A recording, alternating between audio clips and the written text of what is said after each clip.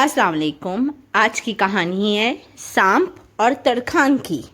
रवायत किया जाता है कि एक दिन एक सांप खुराक की तलाश में एक तरखान की वर्कशॉप में दाखिल हो गया।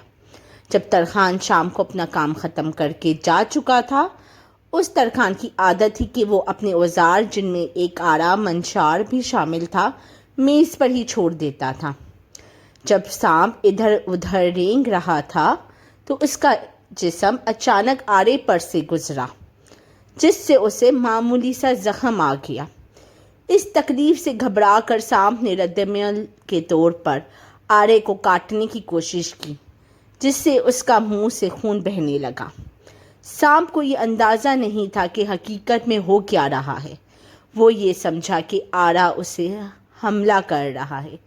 ये देखकर कि वो शायद बच ना सके, सांप ने अपनी आखिरी और शदीद कोशिश के तौर पर पूरे जिस्म को आरे की गिर्द लपेट लिया ताकि उसे कुचल सके। सुबह जब तरखान वापस आया तो देखा कि मंशार के करीब एक मुर्दा सांप पड़ा है। सांप की मौत का सबब कुछ और ना था, बल्कि उसकी अपनी नादानी, जज्बियात और गुस्सा था। ऐसे ही हम भी यही करते हैं अपनी ज़िंदगी में। अपनी नादानी और जज्बात में आकर हम अपनी ही भी ज़िंदगी ऐसे ही ज़ाया कर देते हैं। हमें चाहिए कि अपनी जज्बात को कंट्रोल रखना चाहिए और नादानी के बजाय अक्लमंदी से काम लेना चाहिए।